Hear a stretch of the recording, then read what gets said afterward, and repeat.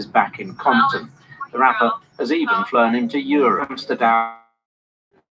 And what they're talking about, he's actually talking about something. He's almost like a revolutionary, and he wants to make people think.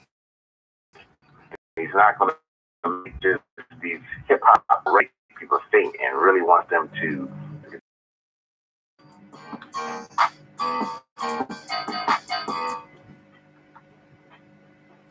Profile was presented by Mark Coles as Arlene Gregorius. This is BBC Radio 4. We'll take a look at the general weather forecast in 3 minutes, but first here's the shipping forecast issued by the Met Office on behalf of the Maritime and Coast Guard Agency at 1725 today, Sunday, the 22nd of April. There are warnings of gales in Viking, North Utsira and South Utsira. The general synopsis at midday. Low Faroes 994, expected 100 miles north of Faroe 983 by midday tomorrow. Low Bailey 994, losing its identity by same time. New low expected just west of southeast Iceland, also 994 by that time. The area forecasts for the next 24 hours. Viking, North Utsira, South Utsira. Southeasterly 6 to gale 8, veering southwesterly 4 or 5, occasionally 6 later. Rain or thundery showers, good, occasionally poor. Forces Cromarty, 4th Tyne Dogger. Southerly, veering southwesterly 4 or 5, increasing 6 at times. Thundery showers at first, good, occasionally poor. German Bight. Southeast, veering southwest 4 or 5, increasing 6 at times. Thundery showers at first. Fog patches developing, moderate or good, occasionally very poor. Humber Thames Dover. Southwest 4 or 5, increasing 6 at times. Thundery showers at first, occasionally poor. Plymouth. West or southwest 4 or 5, mainly fair, good, occasionally poor at first. Biscay. Northwest becoming variable later 3 or 4, thundery showers southeast. Good, occasionally poor at first in the southeast. Southeast Fitzroy. Northerly or northeasterly 4 or 5, increasing 6 at times in the south. Fair, good. Northwest Fitzroy. Westerly backing southwesterly 4 or 5, increasing 6 for a time. Good, occasionally moderate later. East Seoul, Lundy, Fastnet, Irish Sea, Shannon. Westerly 4 or 5, increasing 6 at times, occasionally 7 later in Irish Sea. Showers, occasional rain later, very poor later. Rockall, Malin. West or 5 to 7, perhaps gale 8 later, then occasional rain, good, occasionally poor. Hebrides, Bailey. Cyclonic becoming northwesterly for a time 5 or 6, occasionally 7 later in the south, perhaps gale 8 later in the south. Rain or showers, moderate or good. Fair Isle, Faroes. West or southwest 5 or 6, occasionally 7 later. Rain or showers, moderate or good, occasionally poor. And finally, southeast Iceland. Northwesterly 5 to something variable, occasional rain, poor. That's the end of the shipping forecast. Now let's take a look at the general weather forecast with Matt Taylor. Thank you very much, Alan. Very good evening to you. On a day which brought us the warmest London Marathon on record, things are about to change. It's probably the last day in a wee while we'll see temperatures above 20 Celsius in the UK. Today we hit 24. Across parts of East Anglia, that's resulted in some severe thunderstorms this evening. A mixture of thunder with some heavy gusty winds as well. They're moving across north and south at present, but will be out the way within the next rest of the night. It's only really parts of northern England that may just see the odd passing rain shower. Lots of dry weather through the night, clear as the skies to the south. Quite a fresh night and a fresher start tomorrow morning, especially in the southeast. Most parts of the UK for the morning commute around 6 or 7 degrees. But for southeast England, eastern England, the Midlands and northeast England, while it'll be much we'll have been used to of late, still a pleasant day in store. Most places dry for the bulk of the day. Fairly sunny to start with. There are some spells then for the rest of the day as cloud increases, and it's into the evening we will see the cloud thick enough to bring some outbreaks of rain to the Midlands. But as I said, most will stay dry, still some sunny spells. Highs tomorrow at 13 to 18. For southwest England, Wales, and almost a reversal of what happened morning will be the sunniest part of the day. Most places will be dry, clouding over into the afternoon. And by the evening, we'll see some outbreaks of rain, particularly in West Wales and Cumbria. The odd spot elsewhere, but still sunshine for Dorset and the Channel Islands, but temperatures 11 to 15 at the best. For Northern Ireland, we start with some sunshine, clouding over through the middle part of the day with an occasional rain, then sunshine back for the evening, a high of 13. And for Scotland, it's this morning which will be sunniest too, before clouding over outbreaks of rain and a high of 10 to 15. Thanks, Matt. The 6 o'clock news is to tell us listening ear this week. Yes, Stuart McConey. According to the Japanese philosophy of Ma, explored on this week's Pick of the Week, shadow is as important as light, and silence is as valuable as sound. So I'll be brief and simply tell you that this week we take a Wolverhampton bus ride with Miles Davis, Spike Milligan, Claude Debussy, and soprano Clara McFadden from the battlefields of the Western Front to the ongoing hostilities and truces between men and women, pausing only to bury a plane somewhere in East Anglia. Join me, Stuart McConey, for Pick of the Week this evening at 6:15.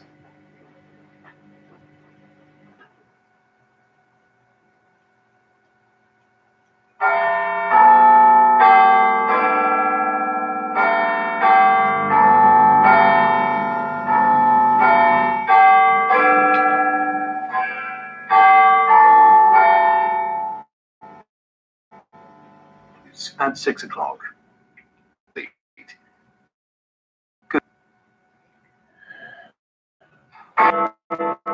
Labour has stepped up its attack on the government over its treatment of migrants from Caribbean nations.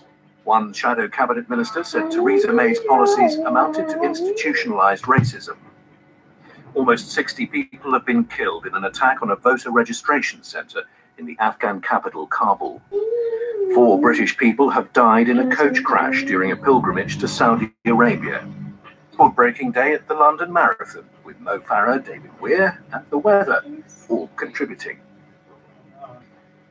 Labour has intensified its criticism of the government's treatment of Windrush migrants. Thousands of people who came to Britain from the Caribbean after the Second World War have had their right to stay questioned because of changes in rules to prevent illegal immigration.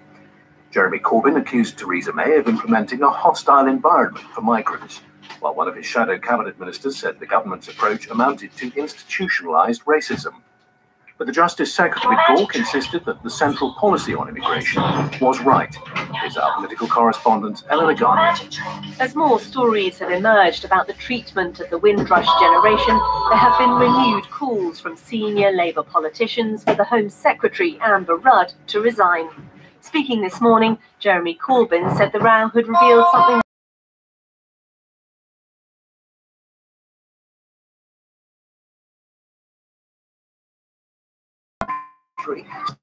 after the Second World War have faced deportation because they couldn't clear the deliberately unreachable bar, hostile environment for migrants. The Shadow Women and Equality Secretary Dawn Butler took it a stage further, saying Theresa May's policies amounted to institutionalism. Ms. has apologised on several occasions for the distress caused to the Windrush generation, some of whom have been threatened with deportation, lost their jobs, or refused access to medical treatment. On the BBC's Andrew Marr show, the Justice Secretary David Gawke said he felt ashamed about what had happened, but defended that both the Home Secretary and the Prime Minister have apologised for this. When it comes down to it, but clearly there have been very significant failures in terms of how this has been implemented. This row has been extremely embarrassing for the government. Pressure Secretary. At present, Amber Rudd is not in a precarious position, but that could change. The Home Office is expected to set out this week exactly how it plans to compensate Windrush migrants who've been treated unfairly. If that compensation doesn't come quickly enough, and if there isn't significant progress in helping people affected, then the pressure on the Home Secretary and the Prime Minister will increase. A suicide bomber has attacked a voter registration centre in Afghanistan, killing at least 57 people. More than 100 people were wounded in the explosion, which happened in western Kabul. The Islamic State out the attack. Our South Asia editor, Electra Naismith, has this report. Army towards the registration setting as explosives. The impact was devastating. Witnesses spoke of bodies lying in the debris strewn across the blood-stained. After I heard a bang, I rushed to the site of the blast, and when I arrived, many bring them to hospital. All the victims were women and children who are here to get and register for elections. President to make sure those long-delayed elections take. The authorities need to register up to 14 million people at 7,000 centres over the next 2 months. It's with challenges, not least security, rural areas where the Taliban and other militants control or contest large swathes of the registration has been underway for only a week, and there have already been at least 5 attempts. Ghani knows his malign. Afghans are discouraged and disillusioned. International donors on their hundreds of millions of dollars. 17 years on from the toppling of the Taliban, promise of ballots, not bullets, is yet to materialize. 4 killed in a coach crash in Saudi Arabia. They were among a group known as Umrah to Islamic holy sites. Richard Lister reports. Its involved were from the northwest of England on a pilgrimage to Mecca, and the trip was organised by a company, and a spokesman told were travelling in a fuel tanker near the town of Al-Khalas. North of Mecca, those were said to have caught fire. Among those were Blackburn, the mother and her husband. At least 12 people were injured seriously. The travel agency says their relatives have been informed to release a statement reporting those killed or injured. Social media companies have been told to come up with ways to protect the children use the internet. The Health Secretary Jeremy Hunt has written to firms saying he's disappointed by the lack of progress and that the government hasn't about our business. Students for the research company Child spend a day in front of computer more than twice years ago. Said social media companies were collectively turning aid to a whole generation of children being exposed to harmful material. He said that was unfair to parents and morally wrong. To do more to stop children flouting age restrictions. He was not specific, though, about what action the government could or would take. Is the ambassador being new legislation from the government? Yes, the government are trying to do something, but they're not actually doing anything. Over anything. Google and Facebook, it's your responsibility. It isn't. It's our responsibility. You're going to do something.